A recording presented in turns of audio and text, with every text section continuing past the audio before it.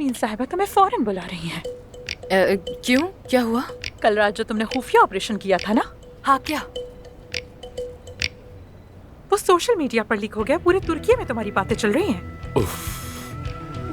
आप सब मशहूर हो गए हैं।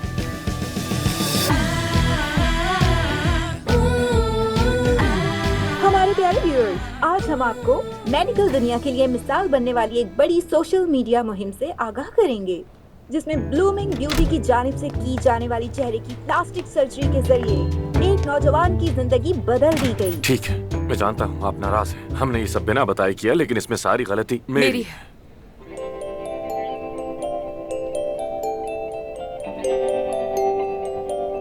मेरी गलती है।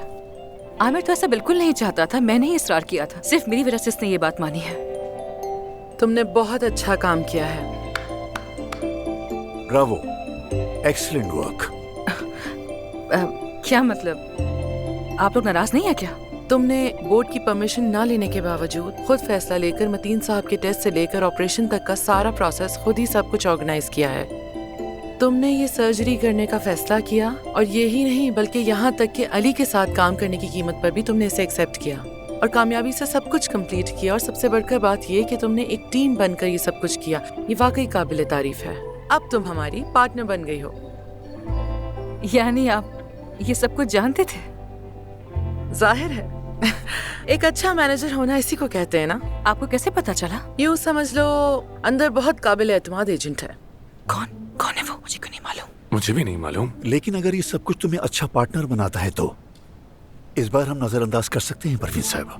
मेरे ख्याल में भी काया, लेकिन आइंदा हमारे दरमियान कोई भी बात राज न रहे, ठीक है? एक टीम होने का मतलब है क्लियर होना। यानी इसका मतलब कोई इशू नहीं है? तो फिर डन हो गया। सुपर। आपके हाथ कांप रहे हैं क्या? हाँ नहीं, वो कोई इतनी इम्पोर्टेंट बात नहीं। नहीं, मैं बस ये समझ नहीं पाया कि मीडिया को कैसे पता चला जबकि हमने सीक्रेट ऑपरेशन किया। परिंदों ने बताया होगा। अच्छा छोड़ो, वैसे मैं यहाँ सिर्फ मीटिंग के लिए हूँ, बस थोड़ी देर में चली जाऊंगी। ठीक है? ठीक है, तो फिर खुदा हाफिज।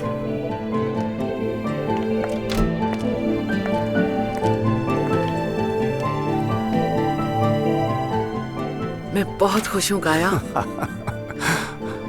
एफसून पहली बार हॉस्पिटल को अपना समझकर बोली है। अब तो ये वाकई एक बॉस बन गई है। बिल्कुल, जहाँ से बात छोड़ी थी वहीं से करेंगे। हाँ चलो देखते हैं। मेरा तो दिमाग ही काम नहीं कर रहा कि आखिर कहूँ क्या। हाँ सही कहा, मगर जो चाहे कहते रहो। मुझे लगा था शायद कोई इमरजेंसी हो गई होगी, मगर अल्लाह का शुक्र। हाँ बिल्कुल। लेकिन परवीन साहिबा तो किसी भी वक्त नई साजिश के साथ वापस आ सकती हैं। आखिर इस हॉस्पिटल में कौन है उनका जासूस? क्या ख्याल है, कौन होगा? वैसे तो कोई भी हो सकता है, आखिर सब कुछ उन्हीं का बनाया हुआ है। यार एक लम्हे को तो मैं डर गई थी कि कहीं कल वाली बात तो नहीं पता लग गई है इन लोगों को। कौन सी बात? वही कल रात वाली बात। और क्या? क्या बात? क्या हुआ था कल रात को? कुछ नहीं, तुम सो गए थे डार्लिंग। डार्लिंग? लगता है कुछ लोग रात के असर से अब तक बाहर नहीं आ सके। आमिर। अच्छा ठीक है, तुमसे तो मजाक भी नहीं कर सकते। वैसे जो कुछ भी हुआ वो कुछ खास नहीं था, ठीक कहा ना? जाहिर है, बेमानी सी बात थी, बस लस्सी के असर में हो गया था। खैर अच्छा, हाँ तुम जानते हो, मुझे पता लग गया कि कल रात हमें किसने देखा था। किसने? वो अली बचाक जी ने। अच्छा, अली तो बस जाने ही वाला है और हमारे सारे मसाइल खत्म हो जाएंगे। तो क्या हमारा मसला सिर्फ और सिर्फ अली था? बाकी सारे मसले तो मुझे सिर्फ खुशी देते हैं।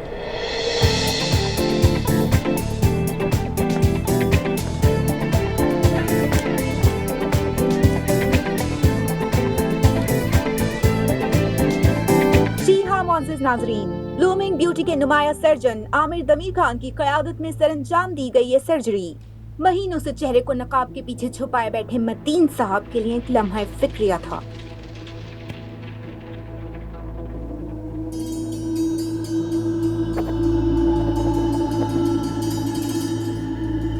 आई थिंक आपने पहले कभी बोटॉक्स नहीं करवाया है ना? नहीं, यानी दिल तो बहुत चाहा, लेकिन कभी हिम्मत ना कर सकी। जी समझ गया मैडम। हमें अक्सर ऐसे केसेस मिलते हैं। आपके चेहरे की लकीरों पर बस ऐसा लगेगा कि जैसे किसी मच्छर ने काट दिया हो। ज्यादा दर्द नहीं होगा वैसे, घबराइएगा मत, ठीक है? स्माइल करें प्लीज।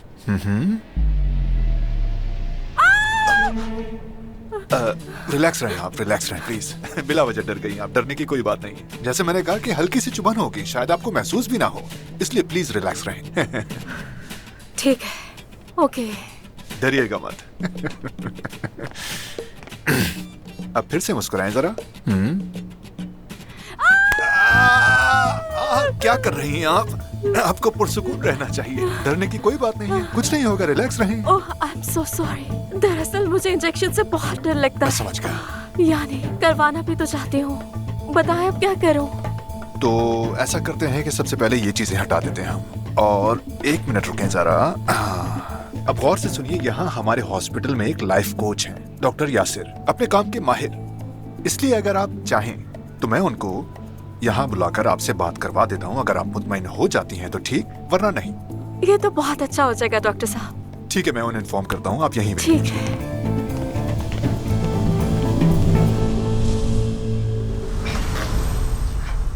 हो गया? हो गया बस, सब कुछ ठीक कर दिया है। अरे अरे दोस्तों, क्या कर रहे हो? क्या हाल बना दिया है तुमने? कैसा दादा यासिर, क्या कर रहे हो तुम यासिर? अरे क्या मतलब? अब ये बिल्कुल पुरसुकून है, बिल्कुल स्टिल है, कोई हरकत नहीं। तुम भी रिलैक्स हो जाओ। अच्छा रिलैक्स है, मुकम्मल रिलैक्स। मेरी गलती है, मेरा कसूर है।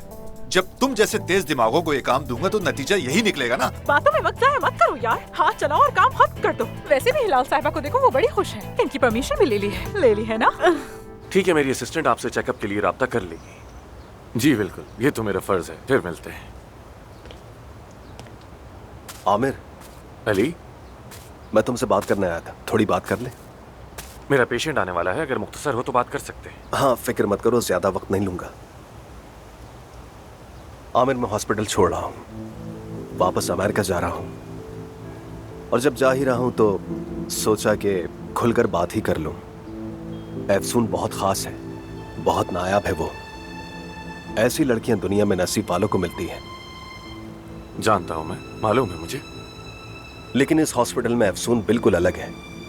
अपनी ख्वाहिशों, अपने इमोशंस को दफन कर चुकी है, बिल्कुल मुख्तलिफ जिंदगी गुजार रही है। क्या तुम उसके सर्जन होने की बात कर रहे हो?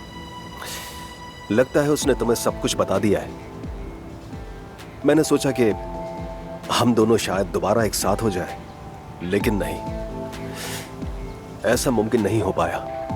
अब मेरी जिंदगी में बस यही ख्वाहिश है कि कोई ऐसा हो जो अफसून का ख्याल रखे और उसे वो अहमियत और मोहब्बत दे जिसकी अफसून वाकई हकदार है। अगर कोई ये नहीं कर सकता और उसे तकलीफ दे तो आई थिंक उसे वो रास्ता चुनना ही नहीं चाहिए।